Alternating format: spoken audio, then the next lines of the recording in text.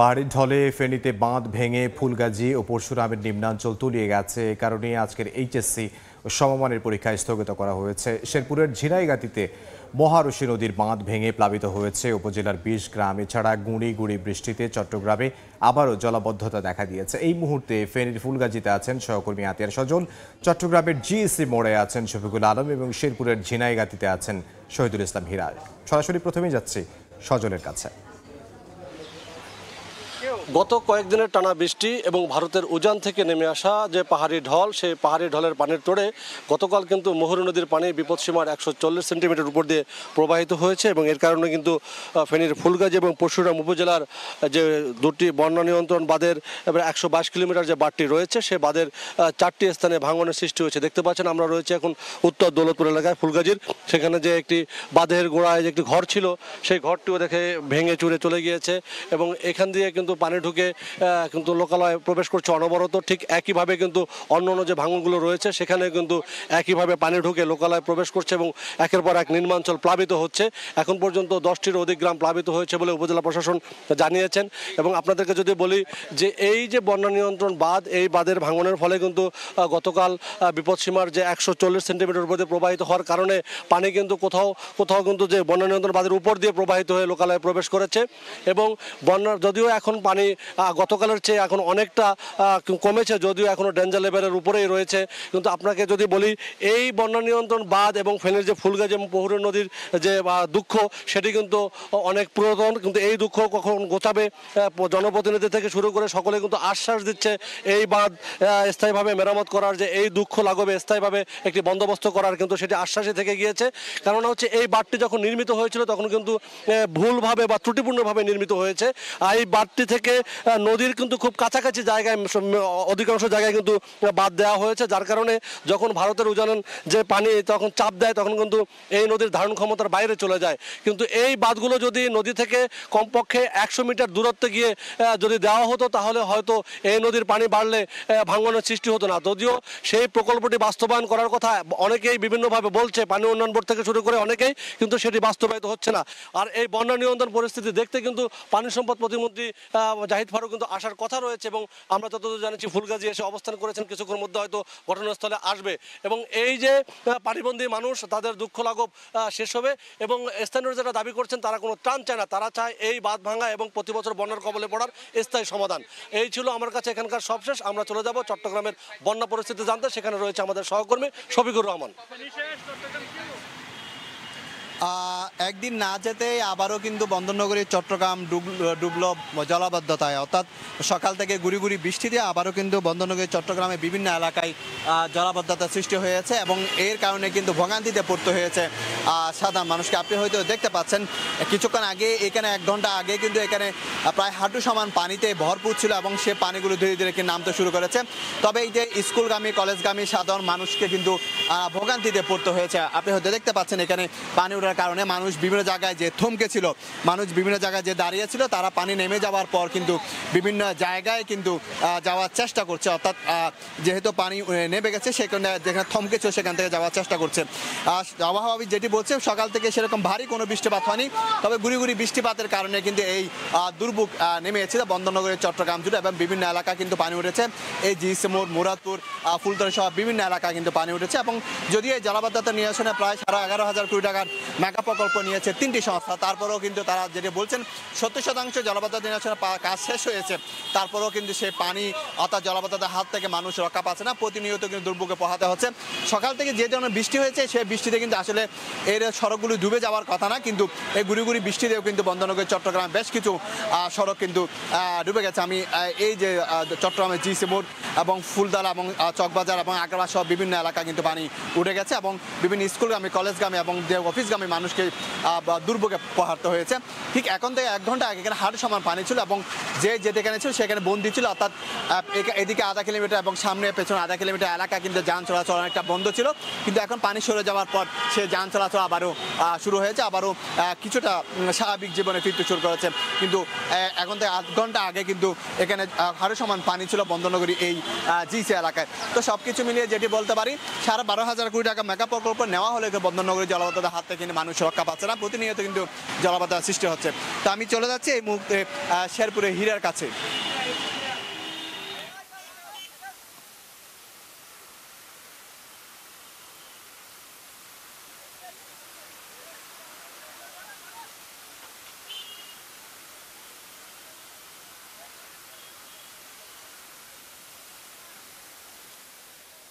টানা 3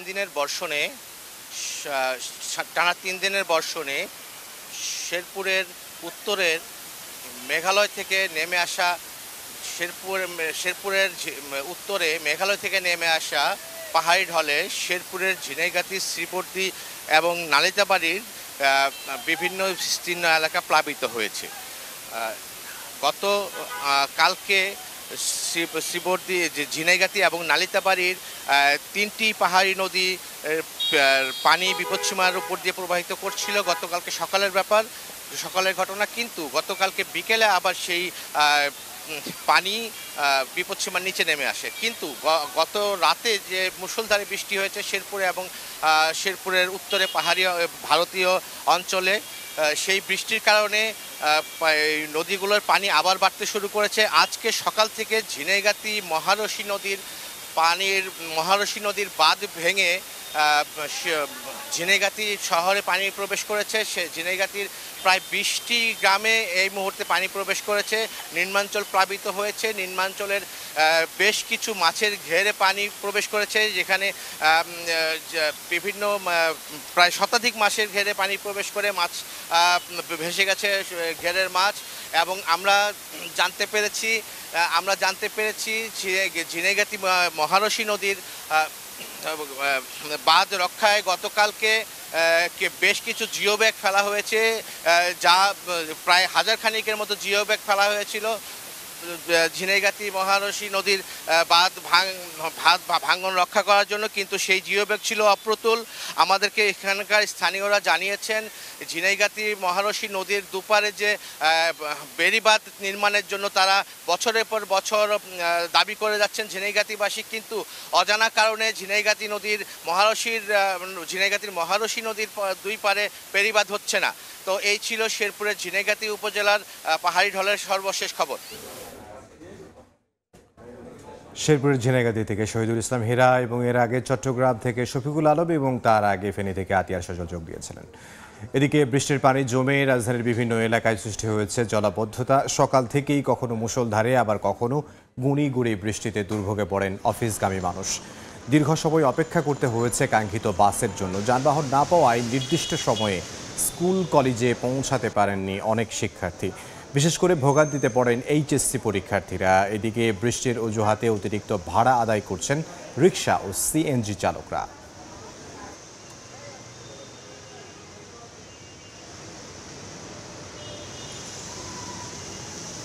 অনেক ভোগান্তি হয়।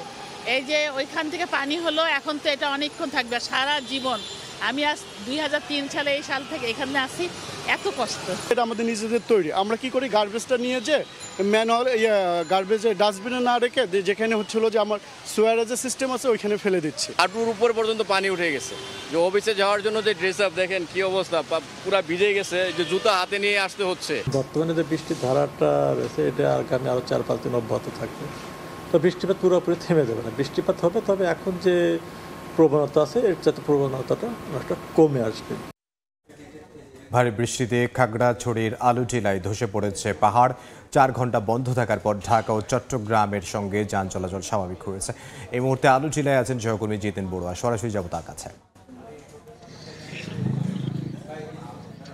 টানা বর্ষণের কারণে খাগড়াছড়ির বিভিন্ন সড়কে পাহাড় ধসের ঘটনা ঘটছে। গত রাত থেকে খাগড়াছড়ি চট্টগ্রাম, খাগড়াছড়ি ঢাকা শহরের সাতপাড়া এলাকায় পাহাড় ধসের ঘটনা ঘটেছে। ভোর 6টা থেকে এই সড়কে যান চলাচল বন্ধ ছিল। দুই পাশে প্রচুর যান চলাচল, যানবাহন আটকা পড়েছিল। ফায়ার ব্রিগেডের 2টি ইউনিট, মাটিরাঙ্গা এবং খাগড়াছড়ির ইউনিট দীর্ঘ 5 ঘন্টা প্রচেষ্টা চালিয়ে পাহাড় ধসের যে মাটিগুলো ছিল মাটিগুলো সরিয়ে যান চলাচল কিছুটা স্বাভাবিক করে। এখন পর্যন্ত খাগড়াছড়ি, রাঙ্গামাটি এবং খাগড়াছড়ি তেকিনালা, সাজেক এবং লংগদু বাগাইছড়ি সড়কে এখনো যান চলাচল বন্ধ রয়েছে।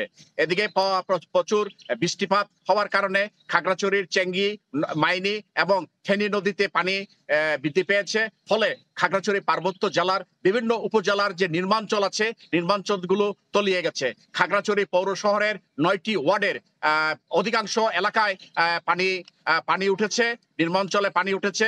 ইতিমধ্যে খাগড়াছড়ি পৌরসভার উদ্যোগে 9টি আশ্রয় কেন্দ্র খোলা হয়েছে। তাছাড়া পাহাড় ধসের কারণে খাগড়াছড়ি পৌর শহরের কুমিল্লা টিলা, সবুজবাগ এবং আনন্দনগর এলাকায় পাহাড় ধসের ঘটনা ঘটছে। স্থানীয় প্রশাসন যারা পাহাড়ের পাদদেশে বসবাস করছে তাদেরকে সরিয়ে নেওয়ার জন্য ম্যাজিস্ট্রেট নিয়োগ করেছে। দেখা গেছে পাহাড়ের পাদদেশে যারা বসবাস করছে তারা তাদের সয় সম্পত্তি ফেলে আশ্রয় কেন্দ্রে যেতে চাচ্ছে না। ইতিমধ্যে খাগড়াছড়ি সাজেকের সড়ক যোগাযোগ ব্যবস্থা বন্ধ থাকার কারণে 700 পর্যটক আটকা পড়েছে। এই ছিল আমার কাছে সর্বশেষ। জিতেন বড়ুয়া খাগড়াছড়ি থেকে। ভ্যাট আদায়ে গতিশীলতা আনতে বিভিন্ন সময় নানা পন্থা গ্রহণ করেছে জাতীয় রাজস্ব board NBR. Electronic fiscal device EFD মেশিনের পাইলট প্রকল্পের নামে গচ্চা দিয়েছে সরকারের বড় অঙ্কের টাকা, অথচ কাঙ্ক্ষিত লক্ষ্যমাত্রা পূরণ করতে না পারা, নিম্নমানের ডিভাইস সরবরাহ করা সহ নানা অভিযোগ রয়েছে এনবিআর এর সংশ্লিষ্ট ভেন্ডরের উপর। এনবিআর এর সাবেক কর্মকর্তা বলছেন, ডিভাইস নির্ভর না হয়ে সফটওয়্যারের প্রচলন ও সমন্বিত ব্যবস্থার মাধ্যমে সম্ভব ভ্যাট আদায়ে গতিশীলতা আনা। রাজধানীর মিরপুর 6 নম্বরে অবস্থিত দস্তরখানা রেস্টুরেন্ট। সরেজমিনে গিয়ে দেখা যায় ভ্যাট আদায় সহজ করতে এনবিআর কর্তৃক দেয়া electronic fiscal device EFD machine পড়ে আছে অবহেলায়, জমেছে ধুলো। ম্যানেজার জানালেন নিয়মিত ব্যবহার করেন তারা, কিন্তু দেখা যায় ব্যবহার উপযোগী নেই প্রায় 22,000 টাকা দামের মেশিনটি। মেশিন পেয়েছেন ঠিকই, কিন্তু ব্যবহার বিধি জানেন না। এই নিম্নমানের মেশিন এবং জোর করে চাপিয়ে দেয়া অপ্রচলিত সিস্টেমের বিষয়ে অভিযোগ রয়েছে প্রচুর। আমাদের পেরেশানি বেড়ে গেছে মেশিনটা দেওয়ার পরে, কারণ এটা মেশিনটা মেনটেন্স করতে আপনার এটার পিছনে 2জন লোক নিয়োগ করতে হয়, তাদের খাবার আছে, বেতন আছে, তাদের পিছনে পরে আমার 50,000 টাকা ব্যয় হয় মাসে। এরপরে আপনার নানান ধরনের হয়রানি, একটা বিল কাটতে 5 মিনিট, 3 মিনিট, 2 মিনিট সময় লেগে যায়। তো এতে করে আমাদের প্রবলেম হয়। আর হচ্ছে একটা জিনিস, কদিন পর পর ব্যাটারি নষ্ট, চার্জার নষ্ট, এই সেই করে এইগুলোর আমাদের ব্যস্ততা বাড়াই দিছে, কিন্তু আমাদের কোনো বেনিফিট নাই, আর সরকারের কোনো বেনিফিট আছে বলে আমি মনে করি না। এটা তো সম্পূর্ণভাবে জেনেক্স বলতে পারবে যে কিভাবে কি সবাইকে দিচ্ছে কিনা। মেশিন হতে একটু সমস্যাটা হয়, চার্জে দিয়ে বিলগুলো কাটার লাগে। ইন্টারনেটে সফটওয়্যার ওরকম যদি সিস্টেমটা হতো তাহলে আমাদের অনেকটা বেটার হতো। মেশিনটা আমাদের দেওয়া হয়েছে, কিন্তু ওটা এখন আমাদের শেখানো হয়নি যে কিভাবে সিস্টেম কি করব, তাই ওটা এখনো চালু করতে পারিনি। আর এই অপ্রচলিত ডিভাইসগুলো চাপিয়ে দিতে অন্য সকল উদ্ভাবনকে বারবারই ছুঁড়ে ফেলে দিয়েছে এনবিআর এর একটি প্রভাবশালী গ্রুপ। অভিযোগ আছে 2018 সালে সেরা অ্যাপ হিসেবে জাতীয় মোবাইল অ্যাপ পুরস্কার পাওয়া ভ্যাট চেকার অ্যাপ এনবিআর এর আমলাতান্ত্রিক জটিলতায় বন্ধ হয়ে গিয়েছিল, যে অ্যাপটি 2017 সালে দক্ষিণ এশিয়ার আইটি সম্মাননা অ্যাম্বিলিয়ন্ট অ্যাওয়ার্ডও পেয়েছিল। অ্যাপটি ব্যবহারে তৎকালীন এনবিআর চেয়ারম্যান নজিবুর রহমানের শত চাওয়া সত্ত্বেও প্রভাবশালী গ্রুপের চাপে তা আর হয়ে ওঠেনি, যারা এখনো সক্রিয়ভাবেই একটি ভেন্ডরদেরই নানা ডিভাইস ব্যবহার করছে বারবার। এনবিআর যদি একটা সেন্ট্রাল সিস্টেম থাকতো, সেই সেন্ট্রাল সিস্টেমের আন্ডারে ছোট ছোট যত ধরনের কম্পোনেন্টই হোক, আমি ইএফডিএমএস করলাম কোনো ক্ষেত্রে, যে একটা ইন্ডিপেন্ডেন্ট সফটওয়্যার যে চালাতে পারবে না সে যেন ইএফডি বা মেশিন ব্যবহার করতে পারে, কিন্তু যার সফটওয়্যার আছে সে যেন সফটওয়্যারটাকে আমার এখানে ইন্টিগ্রেট করতে পারে। যেমন হোটেল বা রেস্টুরেন্ট অথবা আপনার বিনোদন কেন্দ্র, সেগুলোর ক্ষেত্রে যে সেবাগুলো হয় তারা যদি একই ধরনের সফটওয়্যার ইউজ করতে পারে, অবশ্যই কাস্টমাইজ করে নেবে তাদের মতো করে, সেক্ষেত্রে যদি ইন্টিগ্রেট করা যায় তাহলে আমাদের এই যে ইএফডিএমএসের ইএফটির পিছনে এখনও যে পরিমাণ খরচ হচ্ছে সেটা কমে আসবে। বলেন ইএফডি এসডিসি যথার্থ সমাধান নয়, সফটওয়্যারের মাধ্যমে ভ্যাট আদায় সহজ হলে সেটি করা উচিত। সফটওয়্যারের জন্য পে করতে হচ্ছে না আমাকে, মেশিনের জন্য আমাকে পে করতে হচ্ছে। মেশিনের মেনটেন্যান্সের ব্যাপার আছে, মেশিন নষ্ট হওয়ার ইস্যুগুলো আছে, মেশিন ব্যবহার করবে কি করবে না তার ইস্যুগুলো আছে। সফটওয়্যার যাদের আছে সেইগুলোকে এনকারেজ করা উচিত এবং সেক্ষেত্রে বেশি পরিমাণে আমাদের যে সেন্ট্রাল সিস্টেম, সেই সেন্ট্রাল সিস্টেমের সাথে ইন্টিগ্রেট করা উচিত। অথচ এনবিআর এর বিরুদ্ধে দীর্ঘদিনের অভিযোগ রয়েছে, তারা অজ্ঞাত কারণে বিনামূল্যে পাওয়া যাবে এমন সফটওয়্যার অ্যাপস কোনোটি গ্রহণ করেনি। এ বিষয়ে জানতে অসংখ্যবার যোগাযোগের চেষ্টা করা হলেও এনবিআর কর্তৃপক্ষ কোনো রকম বক্তব্যই দেননি। ভ্যাট আদায়ে ডিভাইস নির্ভরতা বাদ দিয়ে সহজ পন্থা খুঁজে ব্যবসায়ীদের স্বস্তি দিতে এনবিআর এর প্রতি আহ্বান জানিয়েছেন ব্যবসায়ীরা। আতাউর কাউসার, সময় সংবাদ, ঢাকা। পেনশন স্কিম প্রত্যয় বাতিলের দাবিতে ক্লাস পরীক্ষা বন্ধ রেখে কর্মবিরতি পালন করছেন ঢাকা বিশ্ববিদ্যালয়ের শিক্ষকরা। এই মুহূর্তে ক্যাম্পাসে আছেন সহকর্মী মেহেদী হাসান, সরাসরি যাচ্ছে তার কাছে। নিজেদের দাবি আদায়ে সকাল থেকে কর্মকর্তা কর্মচারীরা সোচ্চার থাকলেও আজ বেলা 12টার কিছু পর থেকে আমরা দেখেছি আনুষ্ঠানিকভাবে শিক্ষকরা এই মুহূর্তে অবস্থান কর্মসূচি পালন করছে এবং কলা ভবনের প্রধান ফটক আটকে কিন্তু তারা এই অবস্থান কর্মসূচি পালন করছে। আমরা একটু জানিয়ে রাখি যে গতকালের ন্যায় কিন্তু আজও সব ধরনের প্রশাসনিক এবং একাডেমিক কার্যক্রম বন্ধ রয়েছে। ঢাকা বিশ্ববিদ্যালয় সহ আমরা আরও বেশ কয়েকটি অর্থাৎ বুয়েট সহ জাহাঙ্গীরনগর জগন্নাথ বিশ্ববিদ্যালয়, বুয়েট এবং বিভিন্ন ক্যাম্পাসে ঘুরেছে এবং সেই ক্যাম্পাসগুলোতে দেখেছি প্রতিটি ভবনেই কিন্তু আসলে তালা দেয় এবং শিক্ষার্থীরাও কিন্তু আসেনি সেই নিজেদের ক্লাসরুমে। তারা আসলে যেমনটি বলছেন যে এই দাবি আসলে আদায় না হওয়া পর্যন্ত তারা এই কর্মসূচি পালন করবেন। এবং একটু জানিয়ে রাখি যে গতকাল পর্যন্ত কিন্তু যদিও ক্লাস এবং পরীক্ষা সহ কিছু একাডেমিক কার্যক্রম বন্ধ থাকলেও আজ থেকে আমরা যেমনটি দেখেছি যে গ্রন্থাগার থেকে শুরু করে অর্থাৎ বলা চলে যে সকল ধরনের একাডেমিক কার্যক্রম কিন্তু তারা বন্ধ রেখেছে। শিক্ষকরা আসলে এই কর্মসূচির মাধ্যমে তারা আসলে যেমনটি দাবি করছেন যে আসলে তারা এই প্রত্যয় স্কিমকে কিন্তু বৈষম্যমূলক দাবি করছেন এবং সব মিলিয়ে কিন্তু তারা যেমনটি বলছেন যে শীঘ্রই এই বৈষম্যমূলক স্কিম তারা প্রত্যাহার চান এবং এর বাইরেও যে তাদের বেতন স্কেল সেটি কিন্তু স্বতন্ত্র বেতন স্কেলে প্রবর্তন করার দাবিও জানিয়েছেন। একটু জানিয়ে রাখি যে এই মুহূর্তে ক্লাস পরীক্ষা সব ধরনের কার্যক্রম বন্ধ থাকাতে সবচেয়ে বেশি আসলে ক্ষতিগ্রস্ত যারা হচ্ছে তারা কিন্তু শিক্ষার্থীরা এবং সব চতুর্থ বর্ষের শিক্ষার্থী যারা রয়েছে এবং শেষ বর্ষের তারা কিন্তু বেশি পরিমাণে ক্ষতিগ্রস্ত হচ্ছেন। তাদের সাথে আমরা কথা বলেছি, তারা আসলে যেমনটি বলছেন কারো পরীক্ষা কিন্তু এই 18ই জুলাই অর্থাৎ মাত্র 15 থেকে 16 দিন পরই কিন্তু তাদের পরীক্ষা রয়েছে এবং তারা আসলে সেই পরীক্ষা অংশগ্রহণ করতে পারবেন কিনা সেটি নিয়েও কিন্তু দুশ্চিন্তায় রয়েছেন। সব মিলিয়ে এই মুহূর্তে আমরা যেমনটি দেখছি যে প্রথম 3 দিন তারা আধা বেলা কর্মসূচি পালনের পর আজ দ্বিতীয় দিনের মতো পুরো বেলা কর্মসূচি পালন করছে এবং সব মিলে তারা যেমনটি বলছেন যে তাদের দাবি আদায় না হওয়া পর্যন্ত তারা মাঠে অবস্থান করবেন। তো এই ছিল ঢাকা বিশ্ববিদ্যালয় কলাভবন থেকে আমার কাছে থাকা সবশেষ তথ্য। ঢাকা বিশ্ববিদ্যালয় এলাকা থেকে সহকর্মী মেহেদী হাসান। রেমিটেন্স পাঠিয়ে আগের সব রেকর্ড ভেঙেছে চট্টগ্রামের 11 জেলা। গত 11 মাসে এখানকার প্রবাসীরা $6 বিলিয়ন বেশি রেমিটেন্স পাঠিয়েছেন। বিশেষ করে ওমান এবং মালয়েশিয়ার মতো দেশ ভিসা দেয়া বন্ধ করলেও গত 6 মাসে এই অঞ্চল থেকে কাজের সূত্রে বিদেশে পাড়ি দিয়েছেন 1,63,000 শ্রমিক। শেখাউদ্দিন ক্যামেরায় বিস্তারিত, কমলদের রিপোর্টে। বিশ্বমন্দার প্রভাবে শ্রমনির্ভর অধিকাংশ দেশ বাংলাদেশ থেকে শ্রমিক নেওয়া কমিয়ে দিয়েছে। তার সাথে যুক্ত হয়েছে ভিসা কেলেঙ্কারির নিষেধাজ্ঞা। গত 1 বছর ধরে শ্রমিক নেওয়া কমিয়েছে মধ্যপ্রাচ্যের দেশ ওমান। শ্রমিক নেওয়ার ক্ষেত্রে কড়াকড়ি আরোপ করেছে সৌদি আরব, আরব আমিরাত এবং কাতার। একইভাবে শ্রমিক নেওয়া বন্ধ করে দিয়েছে মালয়েশিয়া। সরকারকে অনুরোধ করব অন্তত 1টা 2টা 5টা 10টা 20টা পর্যন্ত ভিসার যদি অ্যাটেস্টেড তুলে দেয়, এটার প্রবাহ আরও বেড়ে যাবে। মধ্যপ্রাচ্যের দেশগুলোতে নানা সংকট সত্ত্বেও গত 6 মাসে বৃহত্তর চট্টগ্রামের 11 জেলা থেকে 1,62,905 জন শ্রমিক বিদেশ গেছেন।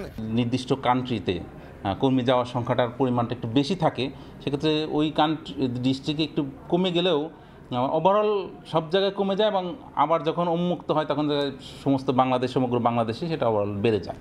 জনশক্তি রপ্তানি কমলো, গতি বেড়েছে রেমিটেন্স প্রবাহে। তবে জনশক্তি রপ্তানি আগের পর্যায়ে ফিরিয়ে আনতে সরকার কাজ করছে বলে জানান চট্টগ্রাম জেলা প্রশাসক।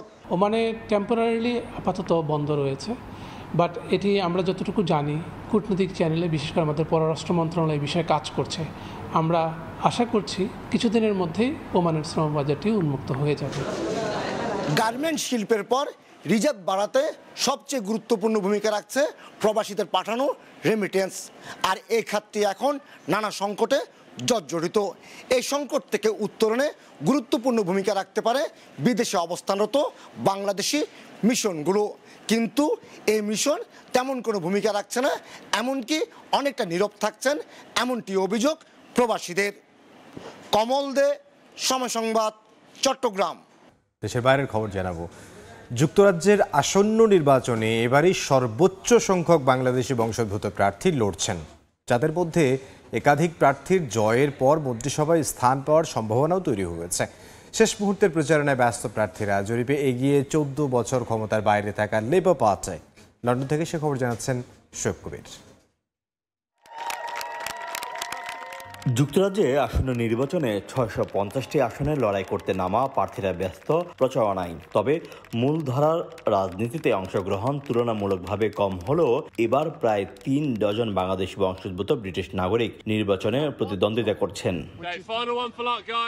প্রধান বিরোধী দল লেবার পার্টি থেকে গেল মেয়াদের 4 MP Rushanara Ali, Tulip Siddiq, doctor Rupa Huq ও আফসানা বেগম লড়ছেন এবারও। সঙ্গে একই দল থেকে এবার ভোটের লড়াইয়ে আছেন আরও 4 জন। তারা হলেন রুমি চৌধুরী, রুফিয়া আশরাফ, নুরুল হক আলী, নাজবুল হোসেন। কনজারভেটিভ দলের মনোনয়ন নিয়ে ভোটের মাঠে আছেন আতিক রহমান ও সৈয়দ সাইদুজ্জামান। তবে লেবার পার্টির প্রার্থীদের প্রচারণায় সরব পুরো কমিউনিটি। দিনভর চলছে প্রচারণা, যেখানে অংশ নিচ্ছেন প্রভাবশালী নেতারাও। Labour government after 14 years will make a big difference to the NHS, to our schools, to our jobs, to prosperity and also to a good foreign policy as well. এছাড়াও ওয়ার্কার্স পার্টি অব ব্রিটেন থেকে 6 জন, reform party, liberal democrats, Scottish nationalist party ও socialist party থেকে আছেন 1 জন করে। এছাড়া green party থেকে 3 জন আর স্বতন্ত্র থেকে 11 বাংলাদেশি বংশোদ্ভূত প্রার্থী হিসেবে লড়ছেন ভোটের মাঠে। সবচেয়ে নাটকীয় অবস্থায় রয়েছে পূর্ব লন্ডনের লেবারের ঘাঁটি হিসেবে পরিচিত বেথলেন গ্রিন অ্যান্ড স্টেপনি আসনটি, যেখানে লড়াইয়ে আছেন 4 বাংলাদেশি প্রার্থী। এই আসনে 2010 সাল থেকে একটানা এমপি হিসেবে আছেন লেবার দলের রোশনারা আলী। প্রভাবশালী এই প্রার্থীর ভোট ব্যাংকে হানা দিতে প্রচারণা চালিয়ে যাচ্ছেন আজমল মাসুর, রাবিনা খান ও ব্যারিস্টার শাম Uddin. And we've got to make sure we work together, stick together, so that we can defeat this horrific, destructive, dangerous Conservative government that has destroyed and devastated communities up and down the country over the last 14 years. লন্ডনের হামস্টেড and Highgate আসন থেকে নির্বাচনে 4র্থবারের মতো labour দল থেকে লড়ছেন বঙ্গবন্ধুর নাতনি টিউলিপ সিদ্দিক। নিজ আসনে শক্ত ভোট ব্যাংক থাকায় জয়ের দৌড়ে অনেকটাই এগিয়ে তিনি, আর তাই অন্যান্য দলীয় প্রার্থীদের নির্বাচনী প্রচারণায় অংশ নিচ্ছেন টিউলিপ। ভোটারদের আহ্বান জানাচ্ছেন লেবার পার্টিকে ভোট দিয়ে ক্ষমতায় আনার জন্য। It's been 14 years of economic decline under the Conservatives, and we've got to make sure we restore our public services. এদিকে লেবার পার্টির প্রধান কিয়ার স্টারমারের বিরুদ্ধে সেন্ট্রাল লন্ডনের হলবর্ন অ্যান্ড সেন্ট প্যানক্রাস আসন থেকে স্বতন্ত্র প্রার্থী হিসেবে লড়ছেন বাংলাদেশি বংশোদ্ভূত ওয়েস ইসলাম। জরিপ বলছে 15 বছর পরে যুক্তরাজ্যে সরকার গঠন করতে যাচ্ছে লেবার পার্টি। দলটি ক্ষমতায় এলে মন্ত্রিসভায় স্থান পেতে পারেন বাংলাদেশি বংশোদ্ভূত এই নারীদের কেউ। শোয়েব কবির, সময় সংবাদ, লন্ডন। ফ্রান্সে পার্লামেন্ট নির্বাচনের প্রথম ধাপে কট্টর ডানপন্থী ও অভিবাসন বিরোধীদের উত্থানে ইউরোপে দেখা দিয়েছে উদ্বেগ।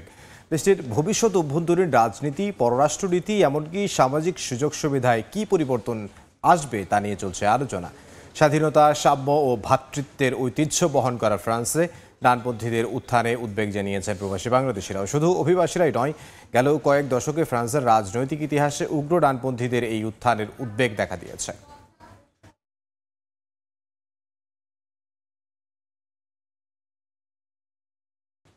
খেলার খবর। আজ অনুষ্ঠিত হবে বিসিবির কার্যনির্বাহী কমিটির সভা। মূল এজেন্ডা 2টি: টি-20 বিশ্বকাপে পারফরমেন্স মূল্যায়ন ও প্রস্তাবিত শেখ হাসিনা স্টেডিয়াম নির্মাণের অগ্রগতি। এর বাইরেও আলোচনা হবে কোচদের চুক্তি নবায়ন, গেম ডেভেলপমেন্ট আর ফ্যাসিলিটি বিভাগের আপডেট নিয়ে। সবশেষ গেল 9 মার্চ, প্রায় মাস চারেক পর আবারও এক ছাদের নিচে বিসিবি পরিচালকরা। বোর্ড সভায় গুরুত্ব পাবে বেশ কিছু এজেন্ডা, তবে সবার আগেই বিশ্বকাপ কচরা। সদ্য সমাপ্ত বিশ্বকাপে সুপার 8-এ খেললেও টাইগারদের নেতিবাচক ব্যাটিং অ্যাপ্রোচ জন্ম দিয়েছে সমালোচনার। ডাহা ফ্লপ ছিল top order. Coach Hathuru, senior cricketer অধিনায়ক শান্তর ব্যাটিং কিংবা ডিসিপ্লিন নিয়েও আছে প্রশ্ন। পরিচালকদের মিটিংয়ে গুরুত্ব পাবে বিষয়গুলো। জানা গেছে স্পিন বোলিং কোচ হিসেবে মোস্তাককে রেখে দিতে চায় বিসিবি। বাংলাদেশ দল কোনো আইসিসি মেজর ইভেন্ট বা কোনো এশিয়ান ক্রিকেট কাউন্সিলের এসিসির কোনো ইভেন্টে পার্টিসিপেট করার পরে যে আসলে এদের পারফরমেন্স নিয়ে যে একটা আলোচনা হয় সেটাও একটা রুটিন ম্যাটার। এই বিষয়গুলো মূলত আলোচনায় থাকবে। চুক্তির বিষয়গুলো তো আসলে ওয়ার্ক ইন প্রোগ্রেস থাকে, এগুলো সবসময় একজনের সাথে শেষ হলে বা সেটাকে কন্টিনিউ করবে কিনা এটা বোর্ডের অনুমোদন প্রয়োজন হয়। প্রস্তাবিত শেখ হাসিনা স্টেডিয়াম এখনও যেন এক রহস্যময় ধাঁধা। কবে শুরু হবে কাজ, ঠিকাদার প্রতিষ্ঠানের আপডেট কি, তা নিয়ে এদিন হবে আলোচনা। শেখ হাসিনা ক্রিকেট স্টেডিয়াম যে আমাদের যে প্রজেক্টর রয়েছে এর ইন্টারন্যাশনাল কন্ট্রাক্টর অ্যাপয়েন্টমেন্টের যে প্রসিডিওর এগুলো নিয়ে বোর্ডে আলোচনা হবে। কিছু ফিনান্সিয়াল ম্যাটার্স আছে, আমাদের কিছু গেম ডেভেলপমেন্ট এবং আমাদের যে গ্রাউন্ডস অ্যান্ড ফ্যাসিলিটিস ডিপার্টমেন্টের স্ট্রাকচার নিয়ে আমাদের আলোচনা হবে। এর বাইরেও আলোচনা হতে পারে বিপিএল সহ রিজনাল ক্রিকেট নিয়েও। মাহবুব রিমন, সময় সংবাদ, ঢাকা। এ পর্যায়ে শীর্ষ সংবাদগুলো জানিয়ে দিচ্ছে আরও একবার।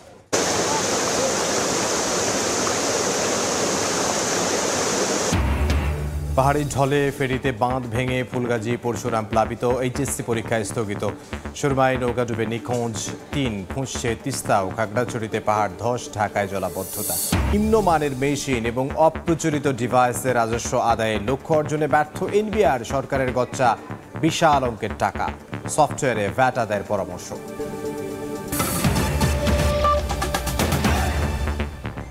এই ছিল সময় সংবাদে। খেলার সময়ের সঙ্গে থাকবেন সহকর্মী এসএম ইকবাল।